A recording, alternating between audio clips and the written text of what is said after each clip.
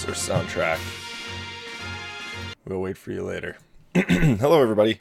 Welcome. It's Sunday morning. It's Sunday, September 28th.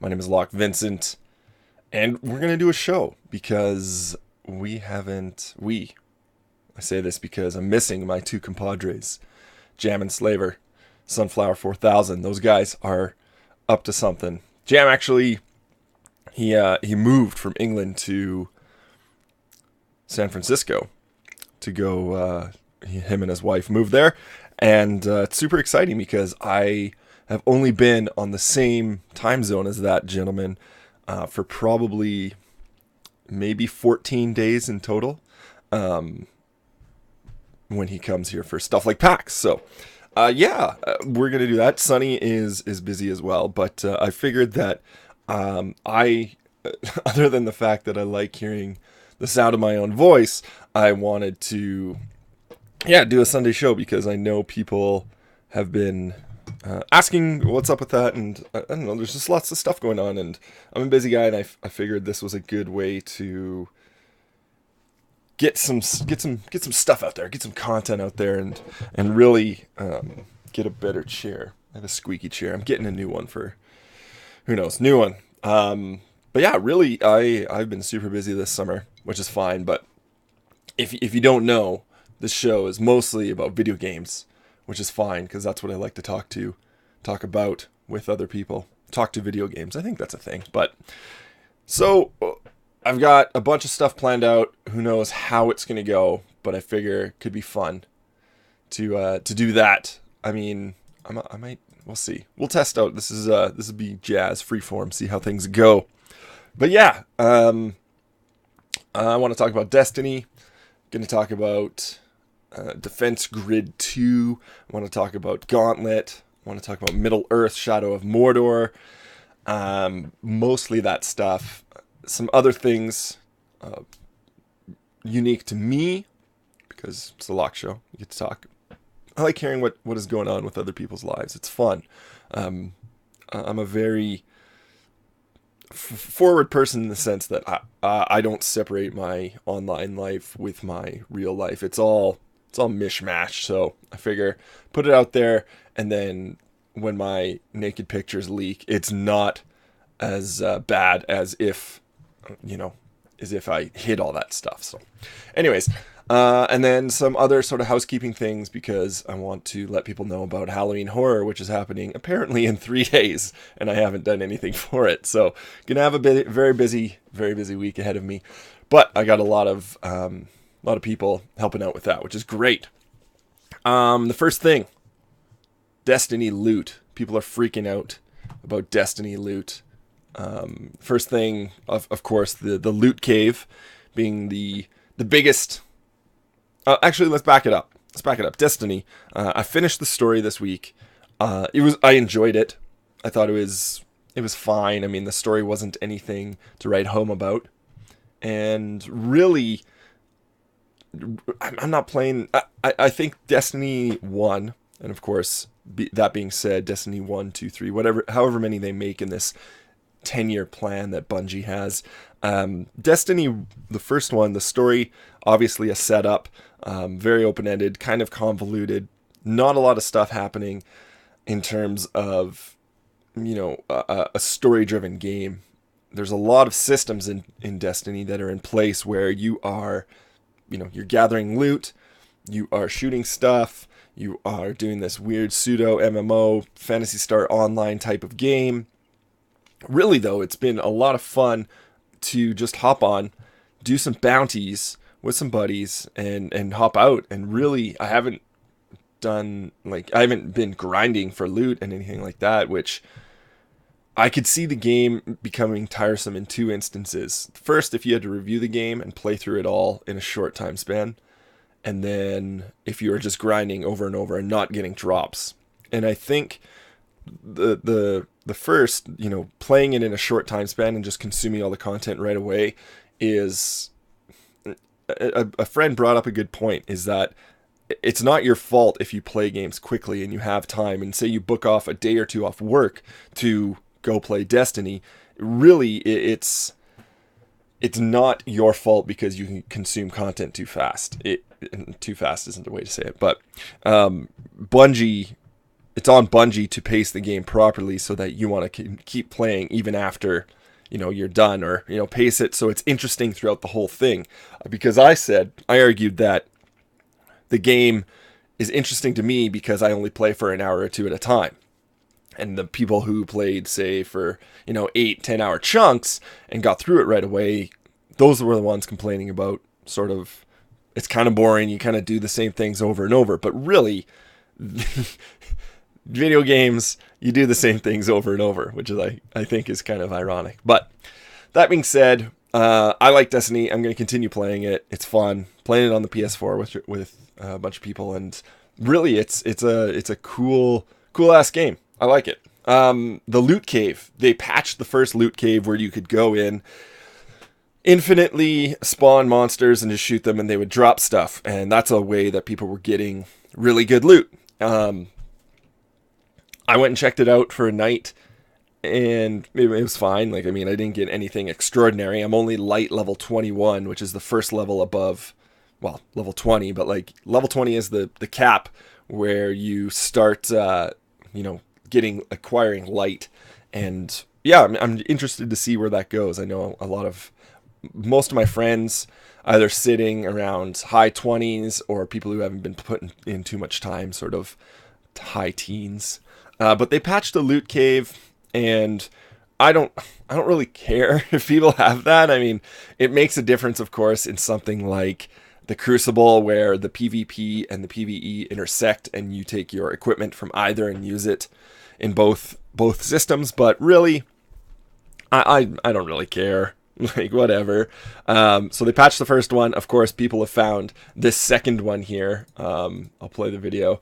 But they have played this second one, or patched it, and someone, of course, found a second one. So really, people are always going to find these exploits. And this one is over, again, on Earth somewhere. But seems like Earth is the Cosmodrome there, has some issues with loot. I personally enjoy Venus quite a bit, and Mars quite a bit, because those are planets that I wanted to explore as a kid, and now I can as a space wizard, which is awesome. I really am looking forward to playing through Destiny as the other classes. Not that it's going to be entirely different, but I want to play as a hunter. I want to see what my cool scarf and mask look like, and the Titan, I want to wreck stuff like that. But of course, I play Destiny in games like this for the looks. I play it because, because I'm ridiculous, and I want to play. I want to dress up my doll, as my friend HB1703 would say. But yeah, Destiny is fun, and again, I go back to when I mentioned on the Destiny breakdown that I did for Gaming Alchemy. I said, gauge your expectations, because even though they've put so much time and effort and hype into this game, I didn't think it was going to change the world. I think it was going to be a very fun, very solid game, and it was. And I gauged my expectations accordingly, which I think is very important, especially when it comes to new IPs and big blockbuster games.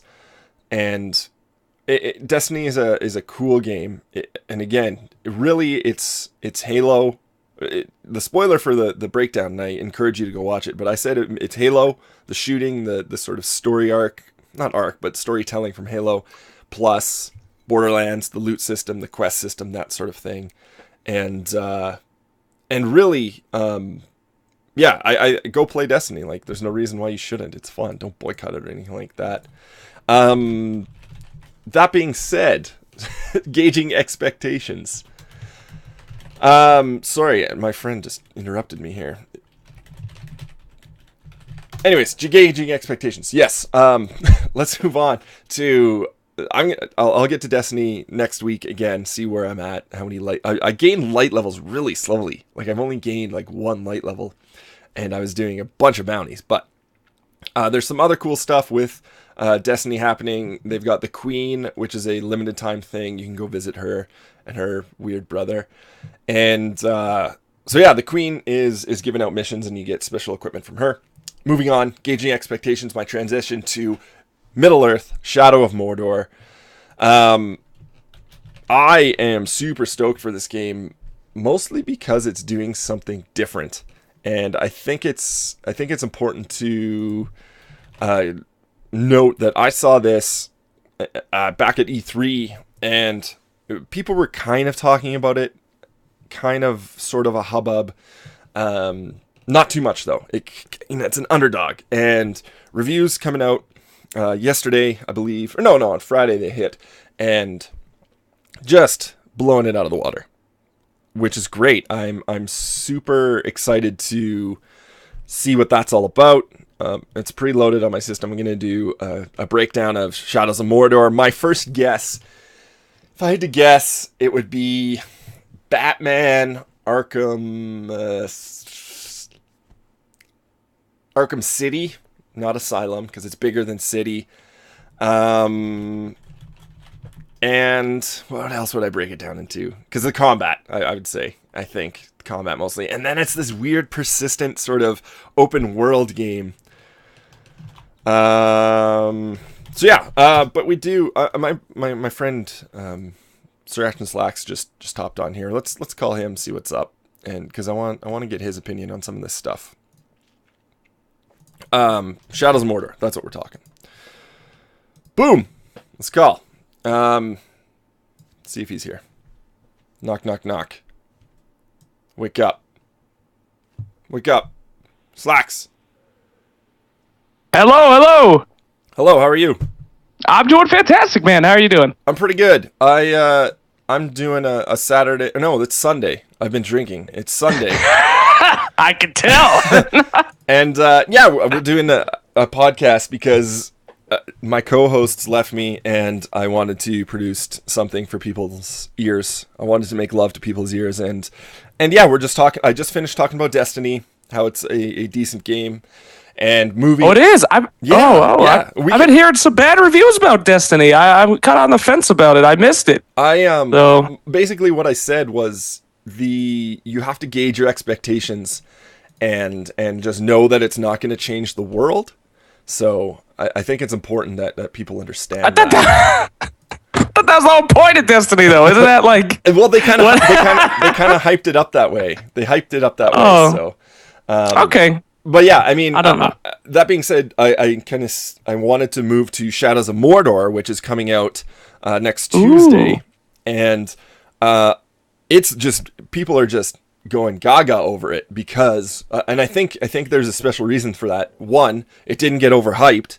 Like I was saying, I played this game back at E3, and I was like, oh, they're doing something different. It's pretty interesting. They're using the combat from Batman, Arkham Asylum, Arkham City, so that sort of you push one button and chain into the next, which I enjoy. I really like that combat.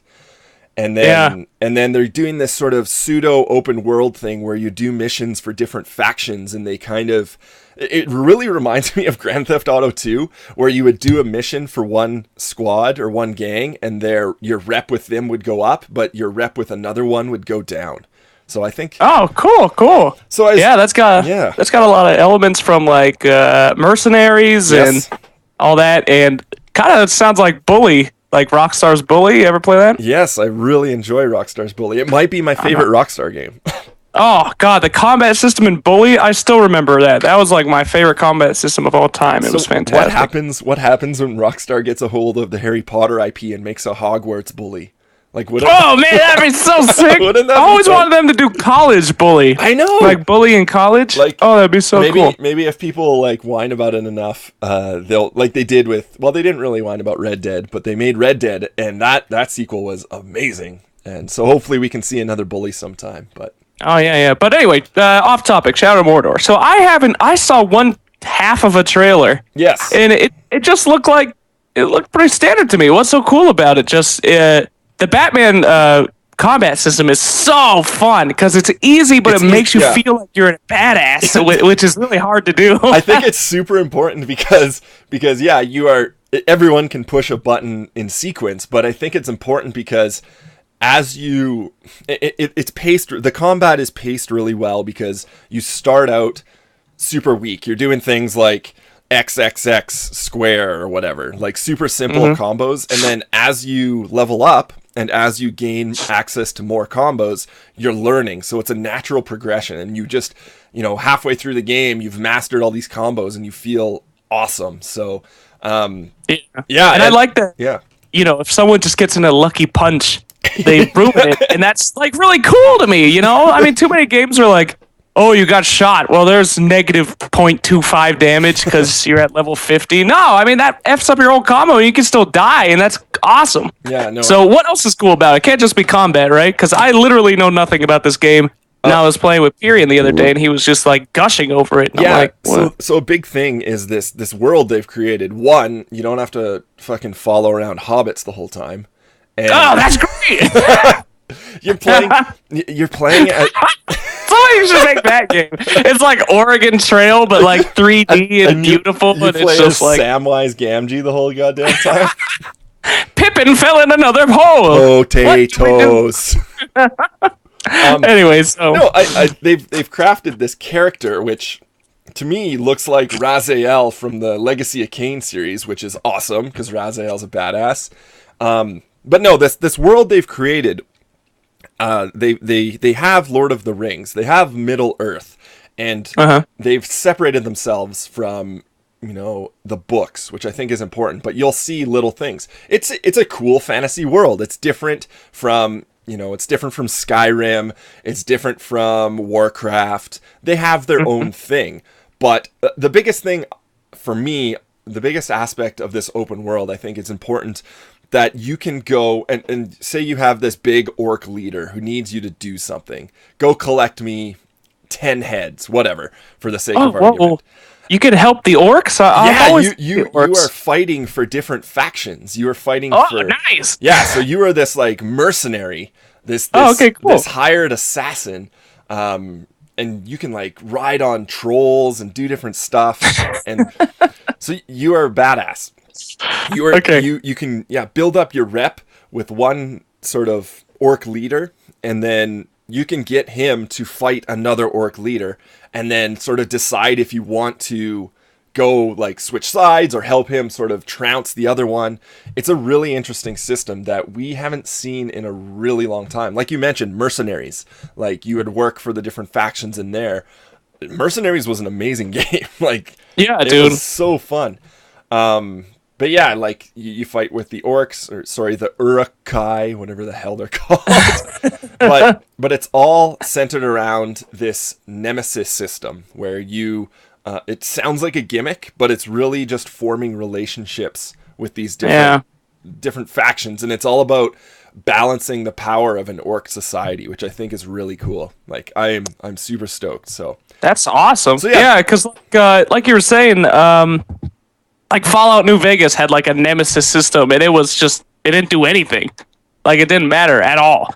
So I really hope that it has like an effect, and you're like really worried about, oh no, if I do this mission, then these guys will hate me, so I can't do that. Whereas in Fallout, you're just like, well, just do it anyway, because who cares? Exactly. Yeah, like Fallout, it was kind of there, but you ended up, it was just, I guess I'll go with these people, Brotherhood of Steel. Woo! Dun, dun, dun, dun, dun. Like, I'll give this guy 50 sodas, and then they won't hate me anymore. Yeah, so here's some rope. Give me your bottle caps.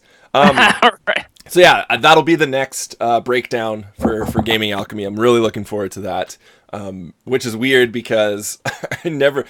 the last AAA title I broke down was like BioShock Infinite, so it's funny to start off this season of Gaming Alchemy with 2 AAA titles.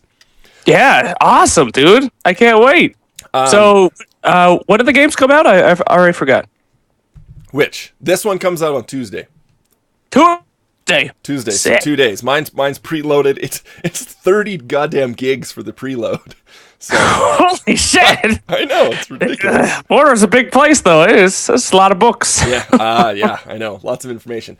But yeah, that being said, I've been playing a couple other. I reviewed Defense Grid 2, which is an interesting game. Defense Grid is if you're not familiar, tower defense game for PC only. I think it's PC only Defense Grid 1, but Defense Grid 2 sort of made its way to PS4 and Xbox One now, and PC as well. I played it on PC. It's awesome. Like, tower defense isn't my cup of tea per se, but it's fun. And again, I have an affinity for the announcer because of Dota. The defense grid announcer is pretty awesome. But yeah, it's fun. It's this sci-fi tower defense where you're upgrading towers. Pretty standard game. A big improvement. I won't spend too much time on this, but a big improvement for Defense Grid 2 is that on PC is they have Steam Workshop integration, so you can build your own levels, upload them, and people can test them out. So I think that's an interesting thing for that. I didn't finish the game yet, but again, it's one of those games where you can kind of hop on, play a couple missions, hop off, and it only takes you like 10 minutes, which is nice. Yeah, I did play Defense Grid 1. I got about halfway through it, and then I don't know, tower defense, it makes me feel stupid. Yeah. So the thing is, you sit there and you're like, okay, I hope this works, and you press the go button and they start marching around.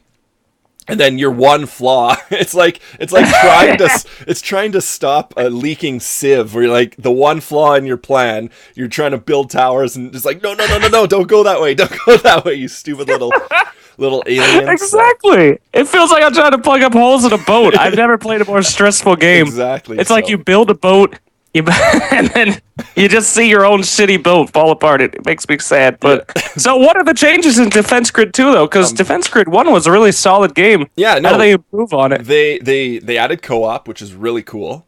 Oh, sick! Yeah, so you can play with two players now. So one person can worry about one part of the map, another person can do that. There's player versus player, which I haven't tried yet. I don't know how that would work. What? I don't know. Who can last the longest? Maybe that's it. I gotta test that out. Okay. And then they added obviously new towers, new upgrades, that sort of thing. They upgraded. Oh, and obviously bringing it to PlayStation 4 and Xbox One. They changed the control a little bit with. It's kind of hard to explain on a podcast, but if you are moving your mouse around the screen, you usually see the cursor move and not the screen. In this, because it's suited for a controller, while you move your mouse, that moves the screen as well. So that's a weird little control thing, but it's kind of important to mention. But other than that, it's just more missions, more levels, that sort of thing. And the other thing that they changed was that you can build your own tower, or sorry, build your own levels and upload them, which I think is interesting. I mean, I don't have time to do that shit. Yeah, I got a real life. I don't but I love that there are people out there in the creator community that can just build stuff. Like I saw that in Little Big Planet. Like Little Big Planet had infinite levels because there's people out there just making crazy stuff for it. So, and we'll see. Mostly dicks. Mostly 1,000 dicks is what I saw. Always just a lot of penises. The defense grid penis route. Just go around the balls, up the tip, back. Defend the tip. Don't go the core. Don't defend the tip. They call it STD attack. You know, now I actually want to play. Yeah. We should actually make that level. You're sick, man. And the other thing I've been playing, which surprised the hell out of me, was Gauntlet. The new friggin' Gauntlet, dude. And it is something else, because you know Gauntlet, the original goddamn game, Wizard Needs Food Badly. Yeah. Top down dungeon crawler, like the first dungeon crawler, which you are going up against endless spawns of enemies. You got to go kill the little spawn towers, and you have the 4 classes. You have the elf with the bow, the warrior with the axe, the wizard, of course, my favorite, with spells and shit, and the Valkyrie with her shield and spear. But yeah, they have done this game justice. And the first thing I thought when I heard that a new Gauntlet was coming out, I was like, what do you do with Gauntlet? Like, all you do is like you mash a button, and then you go, you eat food, you mash more buttons, and it was like back in the day. I played it in arcades. It was just a quarter feeder. Like, you just put in quarters and you just kept on trying to get through, and you'd spent like $5, $6, $7, $10 on this one game to try and beat it, but you never did because you're a dumb kid. But yeah, no, they've sort of blended a an old school game with, obviously it looks great, but they've added some really interesting combat mechanics. Each of the characters plays very differently. Like, here's the first thing. The wizard plays like Invoker.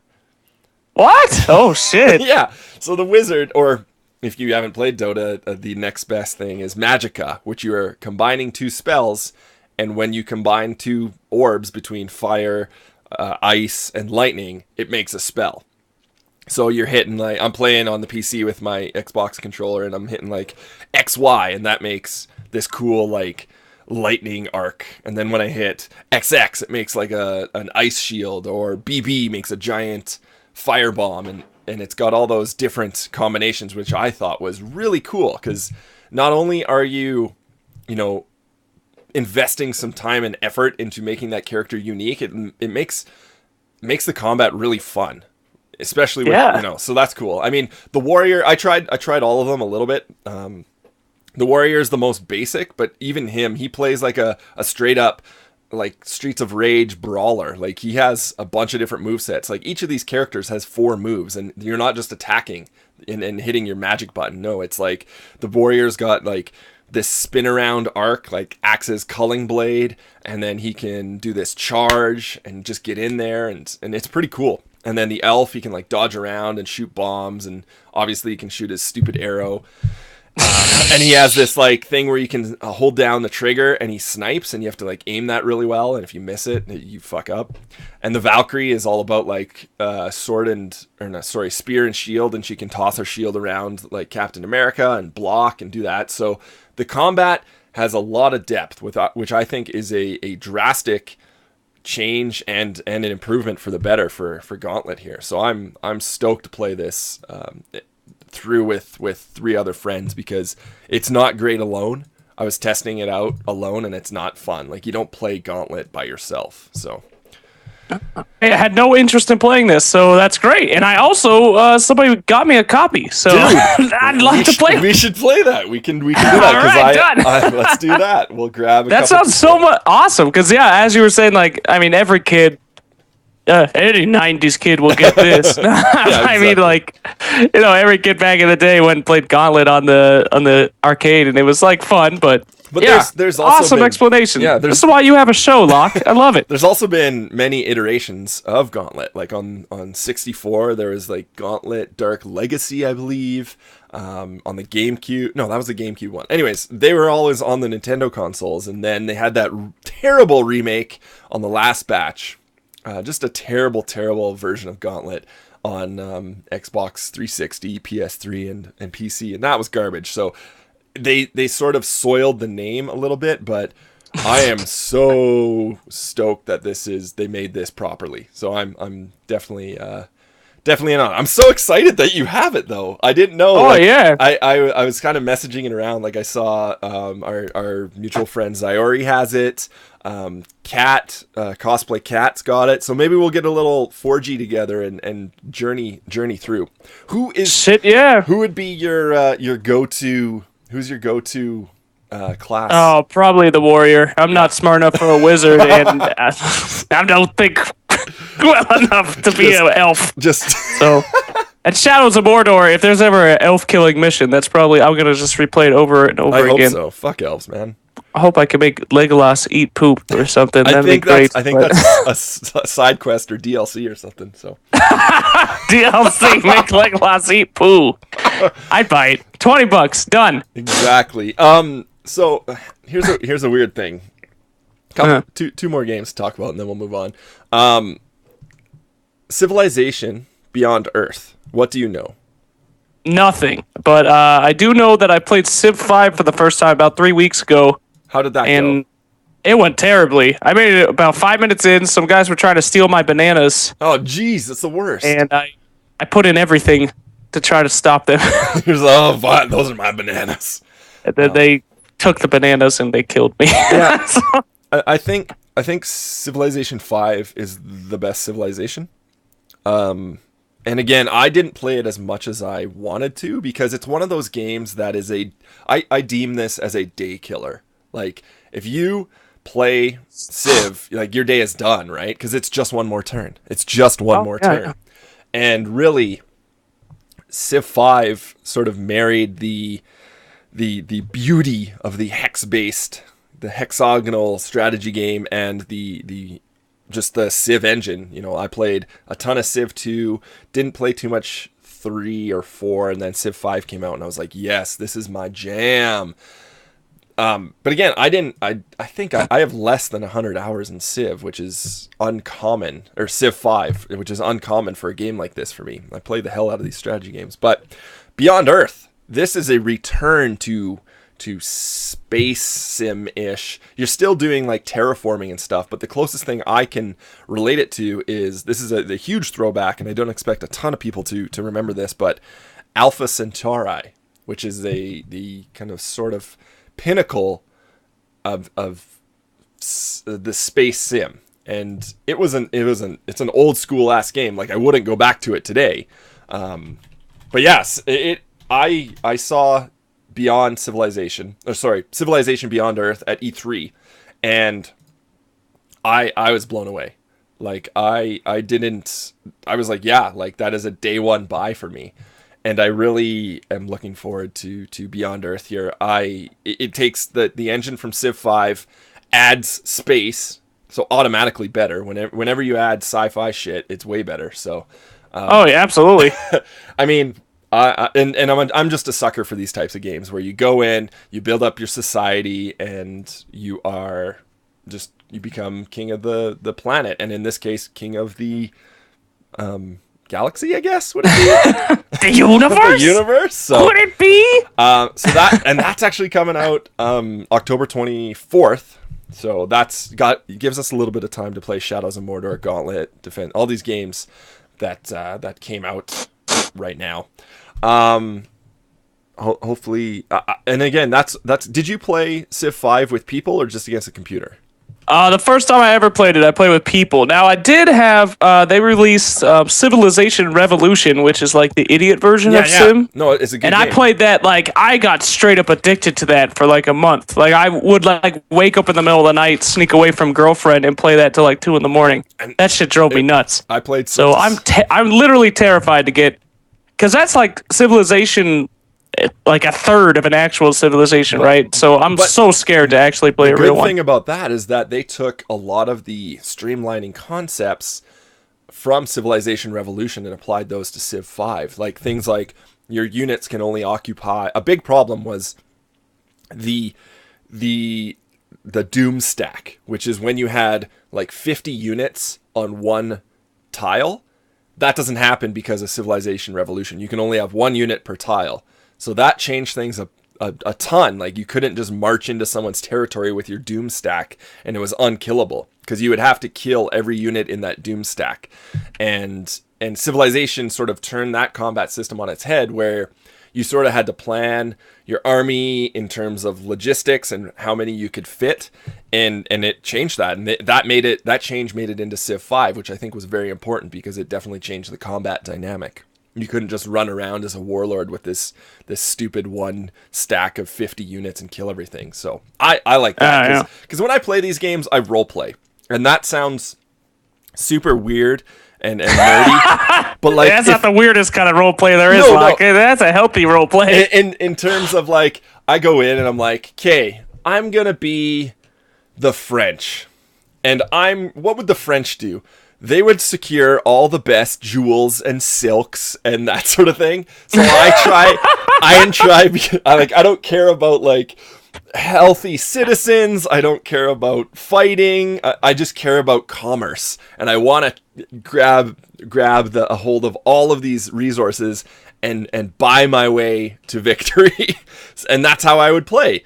Or, you know, if I was playing, say, as the Japanese, it's like, I'm going full samurai on these guys. and I play that way. I don't sort of, and maybe it's to a fault of mine, I don't really just sit there and be like, okay, what's going to be my best, most economical decision and min-max my game? Because I could sit there forever. You could literally sit there forever and figure out the exact, you can micromanage the hell out of this game, and I don't like doing that. And I think that a lot of those qualities came from Civilization Revolution, where you're like, okay, here's a general overview of how things are going, and then you just get to play, which I think is huge. So Yeah, no, and that's how it should be played. Mm-hmm. Hey, you find the best strategy, do that over and over again. Exactly, and you're gonna win every time. So it's like, yeah. Well, you What's the point? You start out with a 2-settler or opening build with roads to your opponents, and then establish trade routes. Blah blah blah. It's like, fuck off. Just give me. I want gold. I just want to negotiate. Yeah, exactly. So, yeah. When I played Civ, I would always have one unit, and I'm one of those scrubs that reloads every time that somebody dies. Like the worst kind of player. Yeah. Just the worst. So, but I would always get like these horses, like the horseman units. Yep. And I would keep them from like antiquity to like 3,000. I just call them the horsemen. I play like Thunder Horse by Death Clock. Nice. It's stupid shit. So if you're gonna do the horseman build, really you should just buy 4 and have them from the start, the dawn of time, all the way till the end. What I said. You should totally do that. From antiquity onward, it was great. Horsemen versus tanks, and they were still doing great. I love them because they level up, right? It's awesome. So yeah, Beyond Earth, I'm looking forward to it. October 24th should be great. The other game, which I don't want to talk about a ton, but I put in a bunch of time with the Crew beta, which is Ubisoft's open world racing game. Surprisingly much better than I thought it was going to be. It harkens back to the old school Need for Speed, Burnout, that sort of feel, that sort of vibe to it. It has a coherent narrative, which is super weird in a racing game. Like Need for Speed The Run tried to do that, but the Crew is... Oh my god. Burnout Paradise tried to do that, and it was just like the weirdest thing. And then the Crew is neat because it had your world, your map is the entire United States, so you can drive. It's not, it's condensed, obviously, but each sort of region you move to, so if we go to where you are over in the Rockies there, that race is going to be, sort of dirt roads down mountainous ranges, versus when you're like racing in Detroit, you're doing these like Tokyo Drift street races. So I think that's really cool, changing the environment depending on where you go in the States. And it's kind of fun to sort of be like, hey, I've been there, I've been to San Francisco or whatever. But New York, you're going to New York soon. Hello, yeah. Oh. Going to New York soon, I am, yes. I thought you were like talking in game. No. Like, going to New York soon, and then... No, you're going to New York. Yes, I am going to New York. When is that? When's that happening? The 8th, I think? Yeah. The 8th, and then I get back in the 11th. Oh my god. That's a quick run. Yeah. But that should be fun. They don't want me around too long, so... That's okay. And that's for ESL, which is going to be great. Mm-hmm. The whole crew's going there. Pyrion's going to go there. You're doing sort of the same thing we did at TI4, correct? Correct. But this time we probably won't have to run from security since I'm officially invited. Actually, yeah, it actually is good. So that's awesome. That's exciting. I'm looking forward to seeing what you guys come up with. It's a shame, of course, I can't join you, but... I know! But you're all I wanted, Lockie. But I'm so scared, man. They said no cursing allowed. What am I gonna do? What am I gonna do? No cursing? I gotta work with a cameraman that might not get my humor, so he'll just be looking at me all weird. You're gonna be testing levels and doing a bunch of shit that we did. He's gonna be like, what the hell are you doing? Like, just say test 1, 2, 3 into the mic. It's like, oh no, man! I'm so scared. Oh, it'll be fine. You're gonna kill it. I'm really looking forward to that tournament and seeing what's up. I unfortunately, again, I can't make it. I would go there regardless, but I booked myself. But in a fit of rage, once I found out I wasn't invited, I was like, no, fine. Wow. Oh wow! I'm not salty. What about you? I hear you're doing. Were you serious about doing your own little interview show? Huh? When? You said that you were going to do a show. I'm doing it now. This is the show? Look. I'm just great show. This is a podcast. You said you were going to do a show. Well, what kind of show? You said that you were going to do an interview show where you talk to people. Kind of like Toffles in the morning or whatever. Oh, yeah, we could do that. We'll see. It's this. I started out the show. This is sort of like freeform jazz, kind of see where it goes. Okay. But really, I just want to. My outlet is stuff like this, and that's why I keep bugging you. I know we're both super busy right now, but it's being like my outlet for content is collaborating and getting stuff out there, because I don't, in my real life and job, this is still part of my real life, but when I'm like on set and filming, like no one wants to hear me talk about fucking patch 6.82. But yeah, no. So do you want to talk about patch 6.82? Because I do. We could. I mean, I know you had a video talking about sort of the support's role and how that's changing. We could talk about it generally. I'd rather actually do a dedicated show maybe later in the week, because honestly, this is the biggest patch we've seen probably ever. So yeah, well, since you and I have been playing, I guess. Yeah, since like 3 months ago when we started playing this game. But oh man. So I mean, it's different. Like obviously, big change, map changes, which is huge. Like they moved Roche, moved Ancients, they changed around trees, so that's fucked up. It is. It's fucked up. I don't know what's going on. And this is the stuff I think about at night, and when I'm like showering, being like what is the reason they changed Roche? Like, was there too many was there too many fights around there? Was there like a advantage? Like, I mean, like we always knew that Dire had an advantage for Roche, and now is it equal? Like, what are your thoughts on that? I think the Dire advantage is why they changed it, because they had there was just like 2 high grounds that they could just jump in. But I still have no idea. Like, I get lost all the time. I keep walking into the place where Roche Pit used to be to quick buy stuff, and I'm like in the middle of a forest. But and you're like, I don't know. I think it's a lot riskier now, the positioning of it, because there's like 3 different paths, a lot of different places that you could get attacked from. It's very easily warded now, so and basically I guess that's my level 1 Roche strategy is gone now, so I won't be able to win a game. But they changed the rune, which is crazy. Love it. Bounty rune, much more fun. Bounty rune.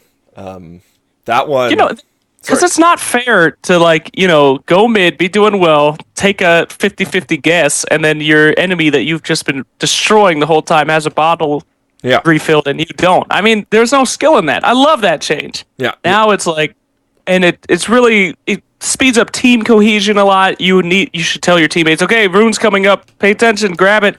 So yeah, I think that's a great change, and it doesn't really do anything. Like, it gives you like chump change, like shit that you'd find on the ground, so it's cool. I think it's cool because I really like that early game, and we're talking sort of like 4 to 10 minute mark. I really like, because I play mid, I like the dynamic of moving and shifting, like sitting in lanes with your blinders aren't on.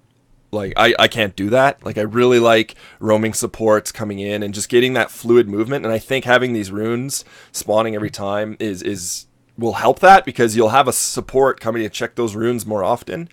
And you'll also, like, if you do walk up to go check rune, it's not always a waste of time. So I think that'll help with ganks, and I think it's going to just help a little bit more early game aggression, I guess, maybe. That's my hope, at least. So it's awesome. My biggest excitement of all the changes, though, is absolutely Bloodseeker. I'm so pumped. Yeah, so take me through that. I looked at the notes and I played some games against him. I didn't play as him yet. Take me through Bloodseeker's changes. So Bloodseeker is now what I've always wanted from Dota 2. He is a super good support that can transition into a carry if all your teammates turn out that they're all idiots, which I've always wanted, because it's so hard to be able to do that with any other hero. Yeah. So, like, kind of Alchemist. Yeah. So his Q is one of the biggest thinking man spells in the entire game now. It's fantastic. It has no mana cost, and when you put it on somebody, you take 40% more damage at max level, but you also deal 40% more damage, and if you kill someone, you get healed. But if you put it on someone else and they die, it goes to the person that kills them. Mm-hmm. So it's always this like different thing where, okay, I need to queue my hero because he's dishing damage now. Oh no, they're dishing damage to him. I need to not queue anybody. Oh, this guy does a bunch of magical damage, but not right click, so I gotta queue him. It's fantastic. It's always got you thinking. It even like affects creep movement in the lane if you're really smart. Yeah. Like, that creep's about to die. I'm gonna give him the blood buff so that the other guys' creeps get stronger. It's incredible. It's great. That's awesome. Oh yeah, it's such a thing. It's so underrated too. Nobody's really figured it out yet, and all I'm playing is Bloodseeker right now, just trying to be like the master of Q. Yeah. The W's incredible. That is his. Which one's that? That's his Blood Rage. That's his new skill. So he used to just have the passive. Okay. What? Funny story. When that skill first got casted on me, I almost had a seizure because I was like, did my hero explode? What the heck? There's like some weird, there's some weird seance on the ground. Like, what the fuck? So Cthulhu shit. Oh no. But yeah, sorry. I digress. No. I'm just so excited. But his W is fantastic. So it has a long cast time, about 3 seconds, which is really great because you put it down before a team fight starts. Yep. And the enemy has to decide, okay, we're gonna go in and get silenced, or we're gonna back out.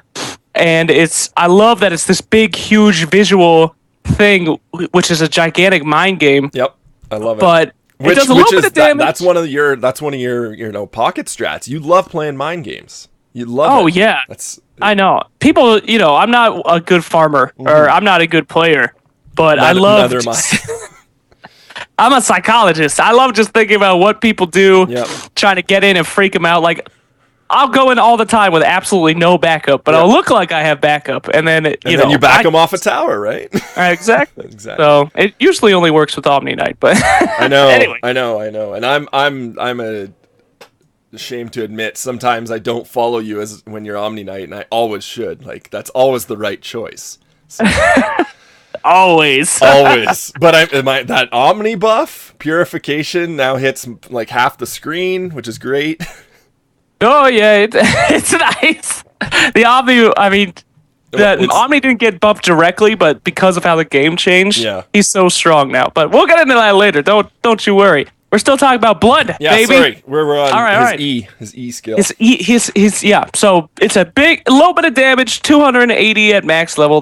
Or something like that. It's not much, but the silence is so good. And now Yule's, trust me, people are gonna figure this out. Yule's is the best item on Bloodseeker. You pop out that silence, you do a Yule's, they fall down, get silenced after the duration, gives you move speed. But everything else about Bloodseeker is pretty much the same. But he's so great because you can be a hard support early game, be really effective, and then when it turns out your teammates are just utter shit, you just buy 3 more items, and then you're suddenly you can kind of hard carry. It's awesome. I love it. It's cool having him.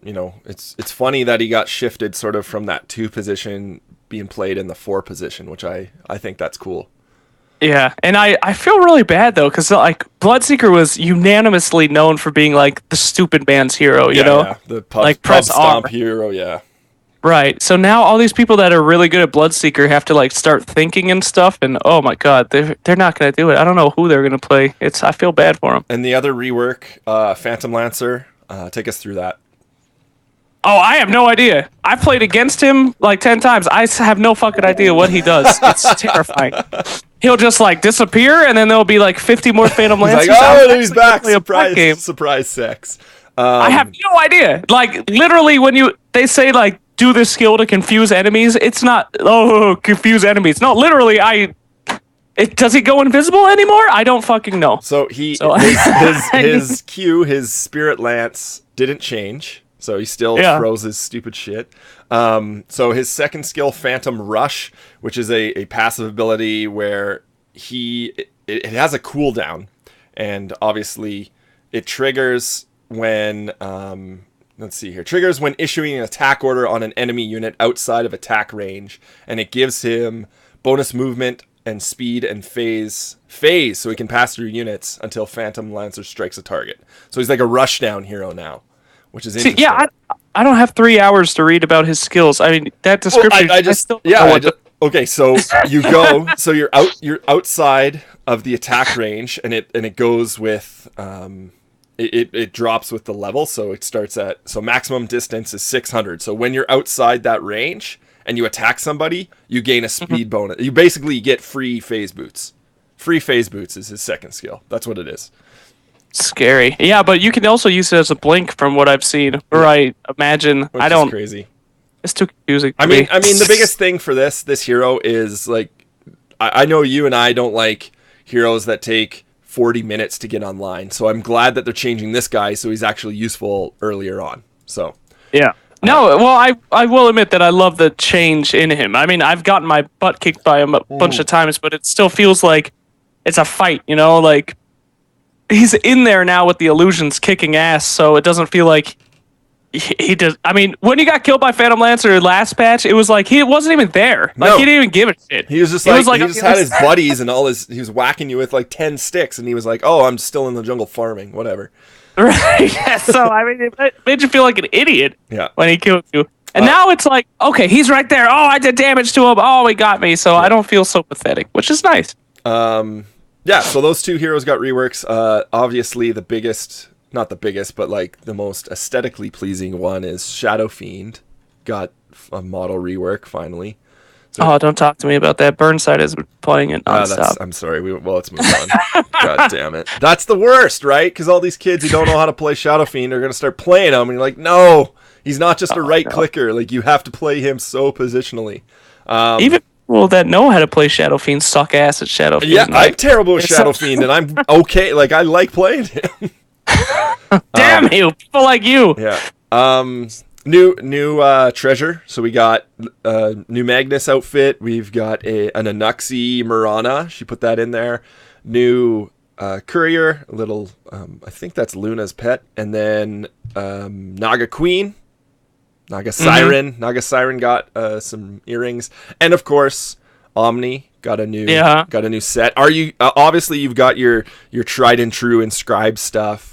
It's sad. I was such a huge fan of that set, and then someone gave me this huge inscribed Omni set, and I was like, oh my god. Yeah. So now I don't want to move all my crap. No, that's the one thing. Like I like switching sets around, but having something inscribed, I just wish that was like inscribed on your hero. I wish, but whatever. Yeah, but they'd lose money on that. They would lose money, of course.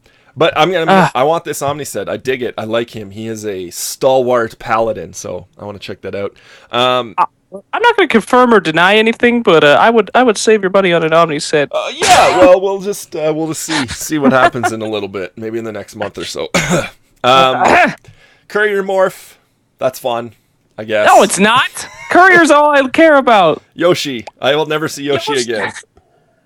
No, I'm glad that Valve implemented. They have a lock feature now, so if you buy the courier, you can lock it. Just be that asshole who's like, no, nice. That's look at my courier. A big one, actually. This kind of applies to both of us. Fight recap. That's kind of a cool thing where you can see the damage done, the skills used by either side, the experience change, the gold change. I like that. That's fun. Stats. Yeah. Right. You would like that. It'll help in casting, but you don't give a shit about stats in casting. No, I'm never going to get better, so what do I care? Well, that's what happens, right? You're the color commentator, and then there's the other guy who actually focuses on bullshit like stats. So, Bounty Rune, Crimson Guard. Have you bought a Crimson Guard? Yes. How's that? It's pretty cool. You can think of it as, I don't know. It's Vanguard. Think of it as a Vanguard mech. So when you hit it, everybody on your team gets a Vanguard for a little bit. Okay. So is it like is it going to be game changing? I doubt it. I don't know. Kinda. It's like a mini Omni Knight, old kinda. It looks cool. It does look cool. It's a Pipe of Insight, but for physical damage, which is pretty interesting mechanic because you never got that before, and the only other hero that could really do that is Omni Knight. So it's kind of like a mini Omni Knight. I don't like it. Well, what happens when you get the Crimson Guard on Omni? Holy shit, I don't know. Game over. Oh, hello, new strategy. Thank you, Lockie. Exactly. It never ends. That's the tip of the week. Rush that Crimson Guard with Omni. Unstoppable. No, it's interesting because if you get those right clickers who just, Void, Anti-Mage, Phantom, those guys just, you can't do much about them once they hit that, threshold of, they're doing over 100, 200 damage, and you got, you heal somebody with a mech for 200. So hopefully now this can prevent some of that, in those big team fights where that one hero just takes over. So curious to see. I mean, biggest thing for Crimson Guard, I think, is just the cosplay that people will get out of it. So oh yeah, it's beautiful. Yeah. So, I don't know. I mean, I would say never buy it, but then again, the bounce back mechanic gives you so much money. Yeah. Well, it used to. They changed it now, which I'm actually pretty upset about. I liked how it was the first time. Yeah, but, just big swings. But let's table this discussion. We can go through. Unless you want to talk about one more thing specifically, but no, please, you know me, I always get on tangents. So no, please. I just want to go through the sort of the major updates, but then there's obviously the big ones with every hero skill and different things like that. So oh no, who cares about that shit? Well, I do, but we're gonna run out of time, so let's save that for a different show. We're on a time limit. We are on a time limit. Oh no! We better hurry up. No, that's good. So Rekindling Soul update 6.82. Probably should have just said 7.0, but whatevs. That's it for games. Have you been playing anything different? What have you been playing? Just Dota? Not really. I've been playing Battle Block Theater, and I finally beat it. How was it? And it was good. I like the ending song. So I've been playing multiplayer on it, and it's just gotta buckle your pants. Buckle your pants. Yeah. Shit on your friend and dance. I think that's how it goes. I'm pretty excited about Far Cry 4, just because sometimes I get a hankering for just a mindless shooter, just to like relieve my stress, because Dota 2 stresses me out so much. That's why it's been nice to just sit back and play some Destiny and some of these other games to just like let the dust settle with 6.82 a little bit and not just flip out when things are just shifting so dramatically. So yeah, that's great. Battle Block Theater. I played through that on 360. I didn't play my PC copy yet. I'd probably go through that again, but fun game, interesting game. Of course, Behemoth, the guys behind that, Dan Paladin, he's the sort of main dude, but they're making game 4, and it's going to be sort of a strategy game, so very different from everything else they've done. Oh, cool. Yeah. I never heard of that before. Yeah, well, they just announced it, I think, at PAX East. No, PAX West. The last PAX that happened, they announced it, I think. So, Game 4, I think it's a working title. Maybe not. It'd be funny if it wasn't, but yeah, looking forward to that. I like what they do. I like Castle Crashers. I like Battle Block Theater. Behemoth stuff is fun. Yeah, their tunes are just like, oh, I love them. Spot on. And just listen to them all day. Yeah, I used the show there for the end of the TI4 stuff. It was all just like, hits you with a bang. It's like, yeah, I want to click on the rest of these videos, please. But besides that, I don't know. I also want to play. I never played Metro before. Okay, yeah, so Metro. That remake, the Redux, came out. That's worth your time, I'd say. And that's some other people bought me. Oh, I played a new great game called Gender Bender. No, I'm just kidding. Excellent, wonderful. It was terrible. So one of my fans bought me this game. Looks like what a 13-year-old would draw in the anime club. Nice. Oh, it was the worst experience of my life. Please never even talk about it. Nice. But one game that I actually see you playing, and I play it as well quite a bit, is Don't Starve, and the multiplayer is coming to that game, which I'm super interested. So I Don't Starve with friends. I'm ready. I want to God. I want to cut down trees with you. Like that's my Minecraft. Yes. That is my builder game, because it has a soul. You don't know what's going on. Tim Burton has injected his essence into this game. Right. and of course Clay is one of my favorite developers, so I'm looking forward to that update. Yeah, Don't Starve is a fantastic game just because it immediately drags you in. It has no mercy. Yeah. Like you die, you could be playing, have everything under control. Just like, nope. And then you don't. Yeah. Fuck off, you're dead. Think about one guy and then you're dead. Like for instance, my longest thing, I was on a month and a half. Oh, nice. Yeah, and I go down in this tunnel, and I'm having a great day, and I see some little bunny guys, and I've seen the bunny guys before, and I walk over and I'm like, "What's up?" Turns out they're vegetarians and they murder you if you have meat. on you. So I'm like in the middle of there, I'm like stocked, like I'm doing great, and then all of a sudden it's just like gang rape, dead. Like it was the worst thing in my life, and that's Don't Starve for you. It's you think you have everything under control, everything's fine, and then just one mechanic you don't know about, you're dead. Yeah. I played as the robot last match or last game, and he can't get wet, so you have to build an umbrella, a parasol to protect you from weather. But he is also healed from lightning. So if you build a lightning rod and stand beside it, you'll heal, which is crazy. And he can also eat rocks, which is great. So I didn't know we could eat rocks. That's awesome. Yeah, it's his one thing is like he's not a picky eater, which is nice. But again, yeah. That's another cool thing about Don't Starve is like all the different ways you could play it, which I don't understand. Like I play Winston, and I still have yet to like become satisfied in my skills to move on to a different. I'm right there with you because with Winston, you can do some fucked up shit because he can build a razor, shave his beard, and you can use the beard shavings for like this special item.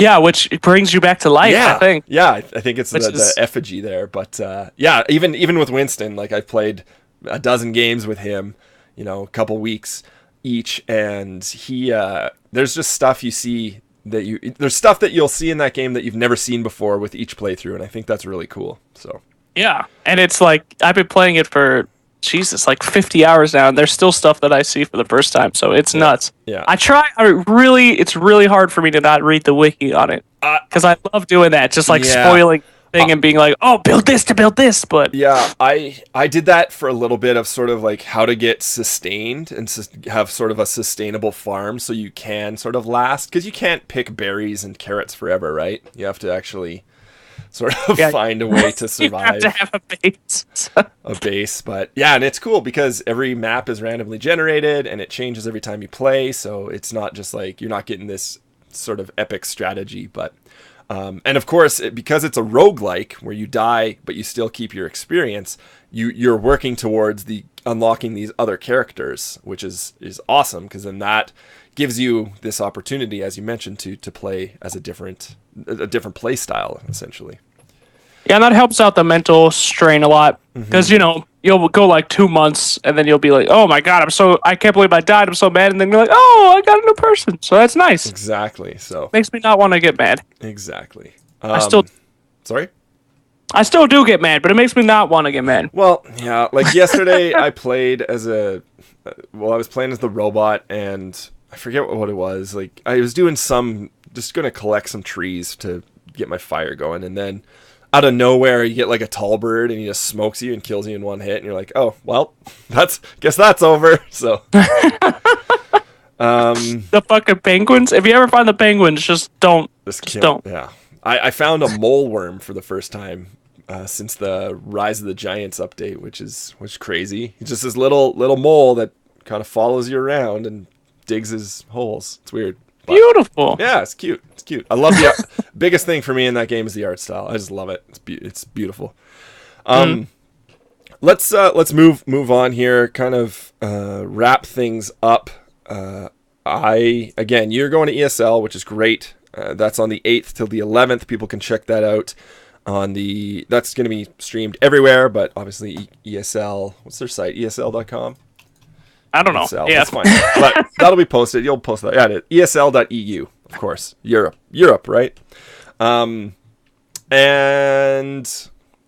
I am going to be working on Halloween horror reviews for October. So, ooh, what are you going to be reviewing? Well, or is that a spoiler? No. There's I'll pop up my document here. There's a bunch of stuff like Vanishing of Ethan Carter. Oh, that looks so cool. It's from the guys who made Alan Wake, right? Yeah. I love Alan Wake. Yeah. Great game. Like Alan Wake 1 and 2 American Nightmare have been on previous lists. What do we got here? Five Nights at Freddy's, 7 Days to Die, Darkwood, Gods Will Be Watching, Murdered Soul Suspect, Sunless Sea, Nether, Among the Sleep, Sir, You Are Being Hunted, Harvester, Betrayer, Nosgoth, Evil Within, Vanishing of Ethan Carter. So basically, if you don't know, Halloween horror is 31 days of 30 31 reviews in 31 days of October featuring horror games. So, and I get a ton of help. Shit.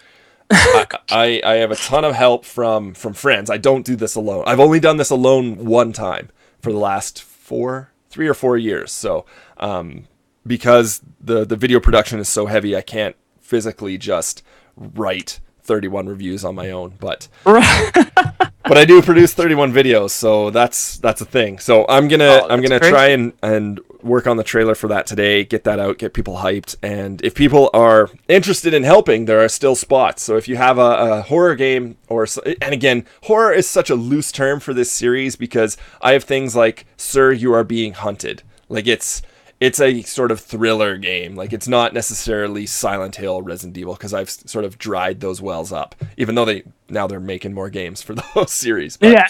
but again, it doesn't have to be pure horror. Like I would put Metro in there. Like it's not like like sort of zombies, I guess, but it's a little more spooky than say Fallout. The spooks. Yeah, you should call the spooks. The October spooks. The October spooks.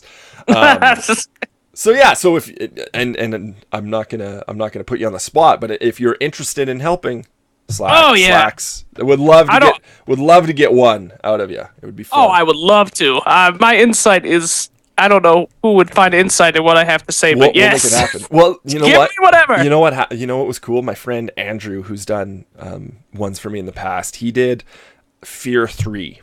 So Fear 3, obviously a first-person shooter first and foremost, but also it's got elements of horror and supernatural in it.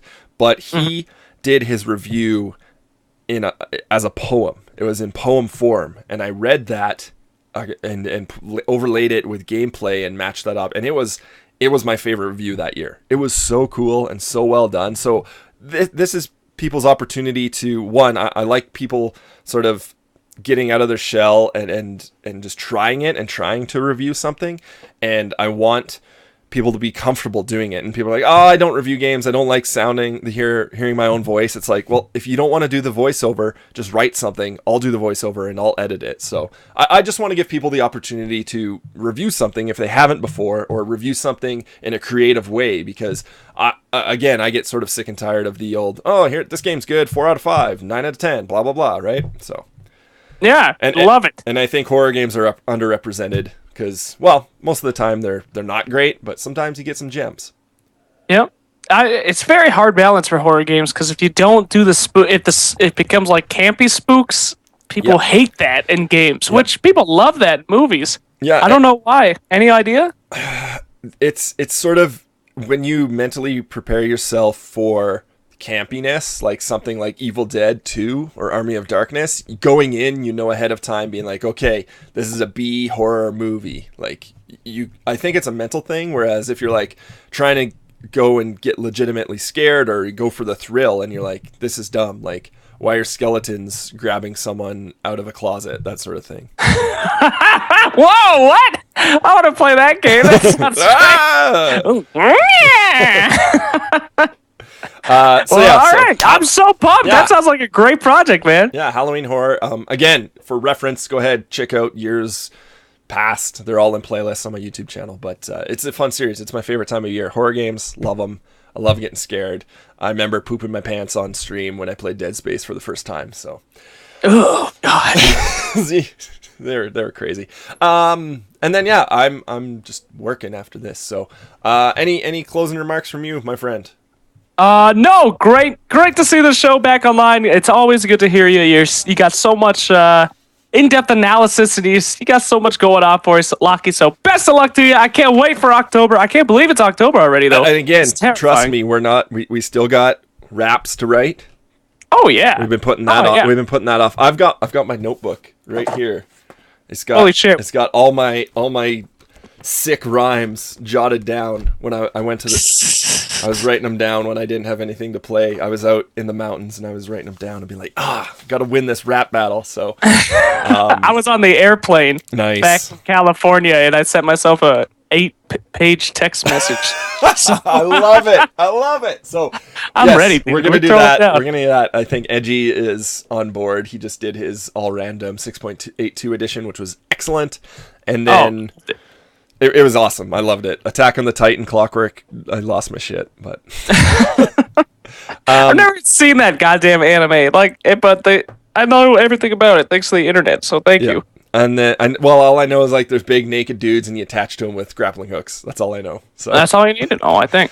And then also we've been talking about This Week in Dota. Are we gonna do that? Yes, I would love to. Maybe we should schedule that for after ESL. Yeah, that's definitely a good idea. I'm glad that we didn't start on that now because we were not equipped to talk about 6.82. No, not at all. No, take our notes and throw them in the air and be like, fuck it. Fuck it. Yeah, so I mean, a time for everything. We couldn't do it before TI4 because there's way too much information at once. Could do it 6.82. I can't do it before ESL, so I guess we're going to premiere that on, November or late October? Yeah, late October I think is doable. I want to do Rap of the Ages first, but we can kind of work on those simultaneously. And I think since we've streamlined production in This Week in Dota a little bit, I think we'll be able to kick that out quite efficiently. We'll be back, baby. Oh, thank you so much for having me on your show live. It was a blast. If you ever want me again, I love talking to you. You know what? Just drop me a line. I love it. I'm glad no one was awake but you. So, no, I appreciate it. I honestly was going into this preparing to just talk and drone for an hour by myself, but it was good. I liked having you in there, getting your opinion, because it's always better. Two is always better than one, dude. That's true. It's always more interesting. Okay. Well, that has been the show. That's the Sunday Morning Lock show. Who knows? We'll be for sure be back next Sunday. We might if we get to sneak a chance in and get another specific 6.82 the real analysis patch. So we'll see what happens. But thank you again. The real one. Don't go to the Dota Cinema one. Don't go to the Beyond the Summon one. Don't go to the GD Studio. This is gonna be the Slacks the real analysis, the raw and dirty.